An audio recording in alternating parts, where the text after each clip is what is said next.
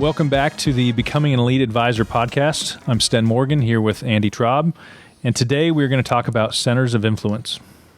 So, did they ever call it something else? People at COIs? I mean, was there ever like a partners group? Or have there always been COIs?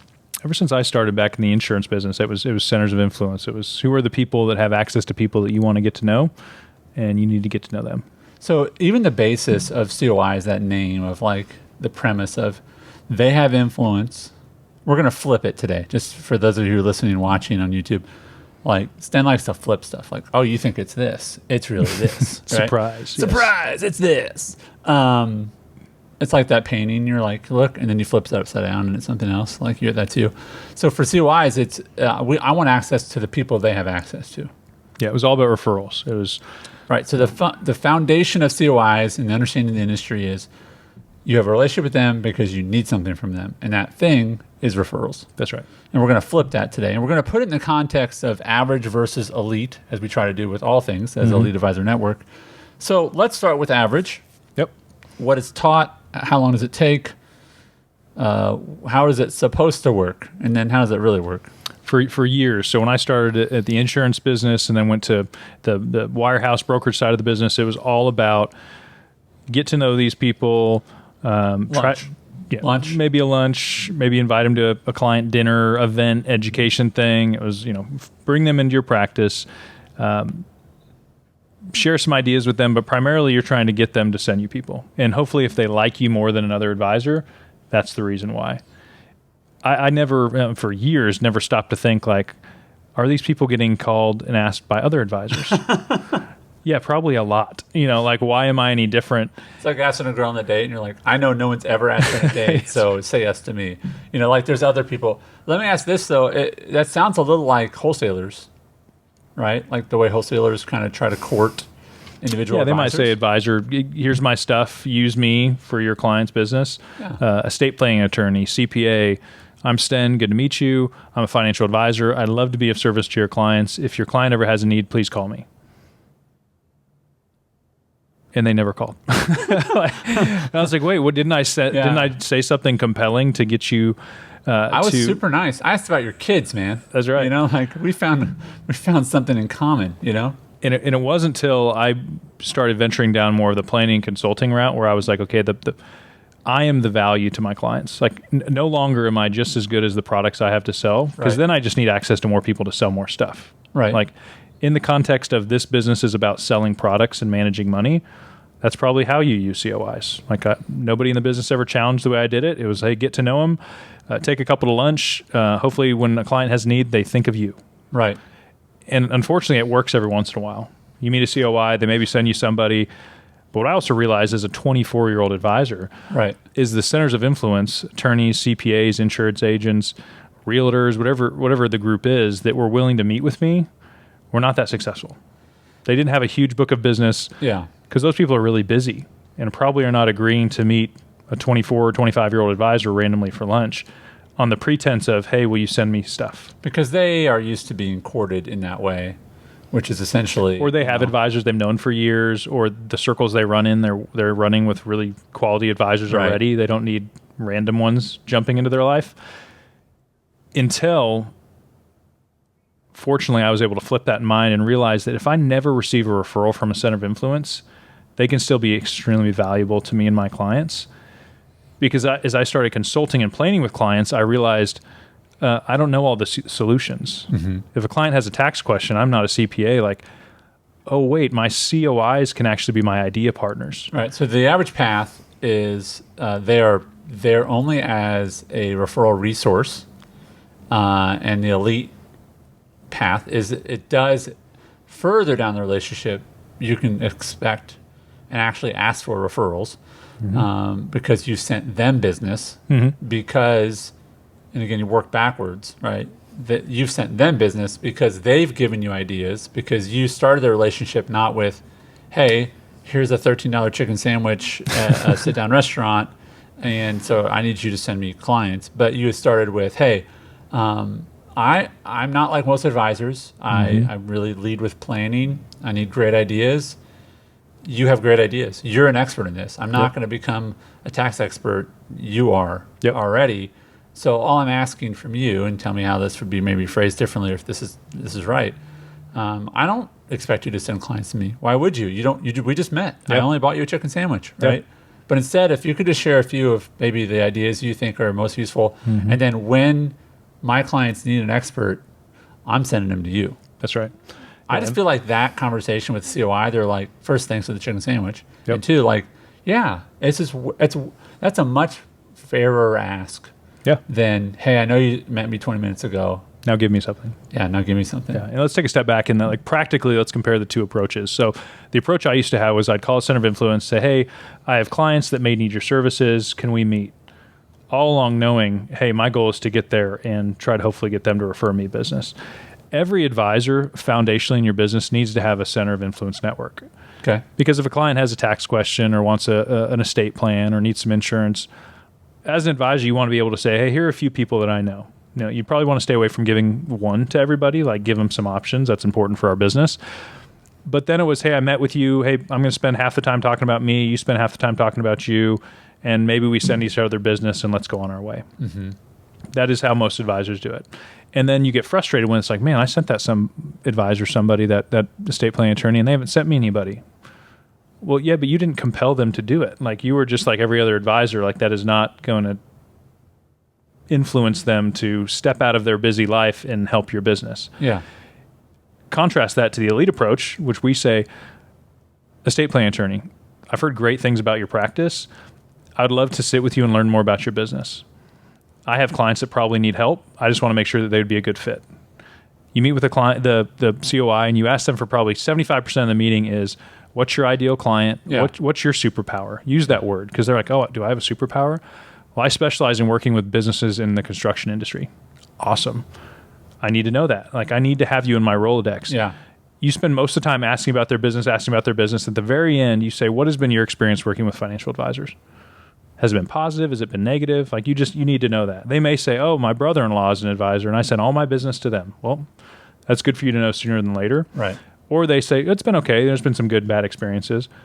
Perfect segue to say, well, great. I'd love to meet again to tell you more about my practice. But at a high level, we're different because ideas are our value. Creative planning is what we do best, where most advisors only get paid when they sell something. And that's tough because if you refer a client to an advisor like that, you may be worried that they're going to cause them to move their accounts or buy more insurance in order to work with them. Right. That's not how our practice works. A client can pay us just to give them great ideas. So already I've had so many COIs that have been in the business for 20 or 30 years say, oh, that's really good to know. Like, I don't know anybody that works that way. So you've already set yourself apart. Then you meet with them again and you bring specific ideas because you want them to think of you when a client has a specific need. Okay, so now we're going the other direction where the initial meeting was, hey, Mike, I need some ideas. Hey, Mary, I need some ideas about tax stuff. Like, just give me 2 or 3 that maybe... Yeah, what are the most relevant ideas in your industry right now? I like that term, relevant. Yeah. It's not like secret, but it's like, what are the most relevant ones that again, knowing that if you say, hey, okay, help me ask the right questions, knowing that, Mary, you're the answer. Yeah. I just don't know what COI would be like. No, I'm not interested in giving you the right questions to ask so you can send me business. I mean, that is such a wonderful approach. Mm-hmm. Yeah, and all of our professions are pretty dynamic. Taxes are always changing. Estate plan laws are changing. Insurance. Every COI you meet with should give you probably 2 new ideas that you don't know about. And that's a really important word, I think, for our audience, for our EAN members, is it's sort of like how, like, why do you keep meeting, or what's that? And it's because it's not like you lock them in and then it's just, okay, they're as we know, like, it's near election season, like things change based on what's on the books and who's in office. And and so there is a level of like, I love that word dynamic, meaning it's changing. So you need to stay on top of it. So we teach a lot of advisors how to charge for their advice. The industry says the products are what's important, sell more stuff, manage more money, and that's how you get paid. We manage a lot of money. We help clients with insurance solutions, but we also get paid really well for coaching and advising our clients. Even if you aren't charging for your advice yet, these ideas will help you get clients' attention. Yeah. So every advisor should be doing this tomorrow. You need to be really intentional with your COI network. You need to extract ideas from them because even before I was charging, some of these ideas were the things that got a client to take notice and move their accounts. Absolutely. You need to have a different kind of conversation. I was talking with an advisor today that is on track to be able to charge for their advice, but in their company, they just have to, get some certifications and submit some stuff to sort of headquarters. But, they were talking about coming to our event, and it was like, hey, I know I'm on track to do this. What do I need to do so that when I can, it's like, go. Yep. It's not like, in the race when they open the gates, it's not like, well, I'm going to think about training. Like, no, you need to be ready to run when the gates open, right? Yeah, that's great. And so I think having these COIs in place before you're doing planning, how are you going to be this dynamic, unique advisor? Yeah. How are you going to be different? And sadly, this is an opportunity for those of you who are willing to put in the work, but sadly, I would submit that most advisors are almost exactly the same. In that, product suite, product focused, sort of, they're not, they're like, I'll be in here for the long term. Versus going, no, I'm going to do these elite things, and I'm going to take a 3 or 4 year track versus a 10-year track. Yeah, most advisors are relying way too heavily on a relationship that I hope you like me more than another advisor. It's really not based on my money management is that much better. Like if you get behind the scenes in this business, most advisors are outsourcing money management, and there's not much difference. Right. Most advisors in the insurance business are usually selling home team stuff. There's not a lot of difference between that, and so they're hoping and relying on I'm catching somebody at the right time to where they aren't willing to shop it around. Yeah. They're just going to take whoever doesn't turn them off the most. Or two, they know me, so I'm just going to use all my relationship capital to get business from them. And even kind of the side of it where it's like I'm going to connect emotionally with somebody about money. It's like that's important, but my approach, and this speaks to my personality, is like I just want to add so much value that you have to work with me. Right. I want to like you. I want to enjoy working together, but I'm not going to lead with that. And it's a great way to start a relationship where it's like, here's something for free. Here's a great idea. Yeah. I just built trust. Like I'm not just hoping and just assuming that my charisma or the way I dress is going to win you over. Like all that stuff is fine. Like learn how to talk to people about money, know their emotional intelligence with it, all good. But I bet if you just start by adding a bunch of value, right. all that stuff and is easier. I'm laughing because that is valuable, but it's not like I can't pay my mortgage with it. Yeah. I mean, there's certain levels of things that are valuable. A hug for my kids is valuable, but like it's not $10,000. Not that I want one more than the other, but like I can't pay the bank with hugs, right? And so your clients want to be able to trust you with beyond their family or their business, the most important asset, which is their money, right? Yep. So you talked about this in the confidence part 2, I think episode was, if you don't have age on your side, you don't have years of experience, like just get better ideas. There's real value to that. And without having to study and take a bunch of tests, a center of influence network is the best way to get those ideas. Yes. A couple things that elite advisors do. You talked about you need to have more than one of people in these slots. What are some of the slots? Estate planning, tax planning, a tax attorney. You'll get some interesting scenarios where you need a tax attorney to get involved. Home and auto insurance. If you're AUM only, you probably have like an life insurance DI partner. And you probably need 2 or 3 in each one of those. What about real estate? We're not necessarily getting to like referring to different realtors as much. Yeah, and I guess it's not realtors. It's more that I was thinking of the R&D stuff. We've had some business owner clients need to talk to like commercial real estate agents when it comes to like, hey, what's the value of this property? What should I do with it? And what's great about you building these relationships is that these are professionals that most likely your client would not be able to get in touch with directly, or if they did, they would be charged for it. Right. But as you build these relationships, a CPA, for example, that I can call and be like, hey, Brian, what would you do in this case? What do you think? And he might say, oh, I've seen that before. Here's this. I don't get a bill in the mail. Right. Because who does Brian call next week when he has a question? Right. He calls me. Right. And so you're building these professional relationships that you're just helping each other out. And what's great is the progression of that is you start as idea partners. Right. We have professional relationship. We like each other. What it moves to next is they're probably going to refer some business to you. Right. And you probably have referred some business to them. And the ideas are still flowing back and forth. Right. That could take, a year or 2 with being consistent with it. Phase 3 of that, and I'm reaching this phase with some great COI partners, is 1, they probably become clients. 2, you've built enough rapport, and I do this now when I have an event, a specific event, with a specific topic that serves a specific group of people. I go to my COIs and I say, hey, I need 5 business owners that look like this. And it's not a soft ask. It's not, hey, if you have anybody, I'm like, hey, Robert, we've worked together for a long time. I know you have these people in your book of business. Right. Please take 20 minutes and send me 5 of their names. But because there's 2 to 3 years behind it of relationship and rapport building, they're like, oh, great. Yeah, I'll find some time. I'll do that. Mm-hmm. You work up to that as opposed to like, hey, we've been, working professionally together for 3 months. I need referrals. Like you're putting the cart before the horse. Right. Now, the next level of this is just like most advisors would have someone on staff to manage their relationships with their clients. Yep. That you would have someone on your staff that actually can start to nurture the COI relationship, whether that be phone calls, visits to their office, email communications, but someone that is managing and making sure that you've got all those slots filled, again, multiple people in each slot, right? Yep. Yeah, when I speak to groups or have coached on, how do you build a center of influence network and how do you approach and how do you do all that, ours has evolved and grown over time, and ours has another step to go, which is now our director of planning is in charge of our center of influence network.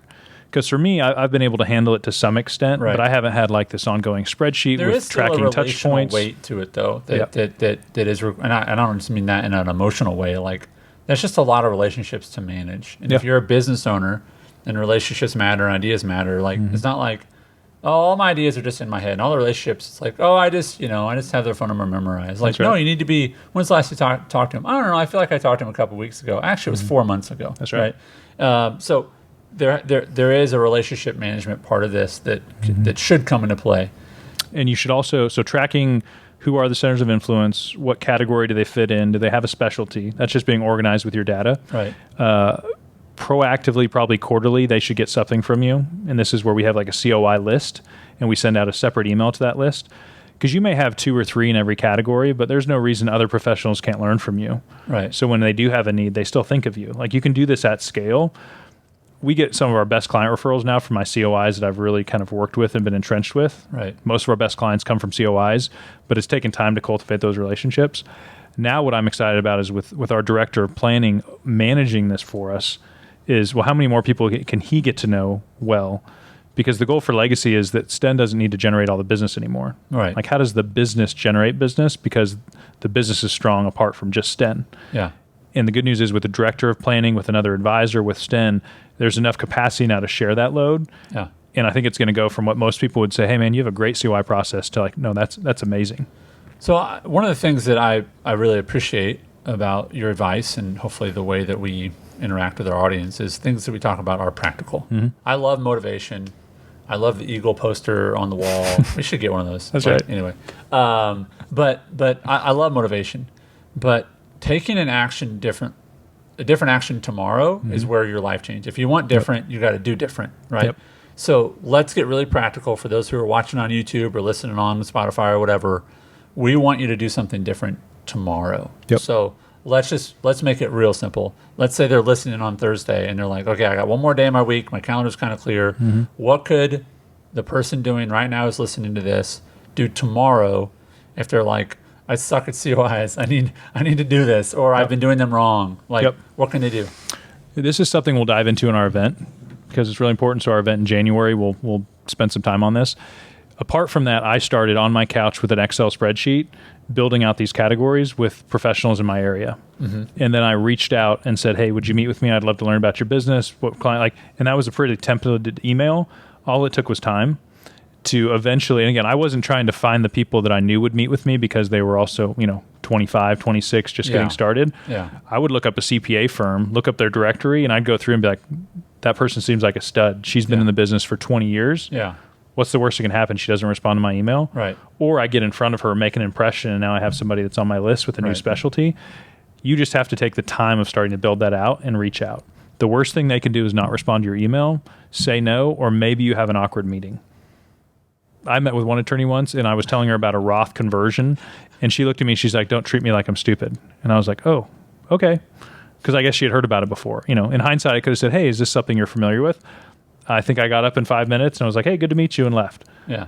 That was 1 out of 30, though. Right. And so it made for a great story. For a good story, yes. Yeah. And but as you get the reps, like you have to just start. Like the next step is not having a built-out COI network that's generating monthly referrals for you. That's the vision.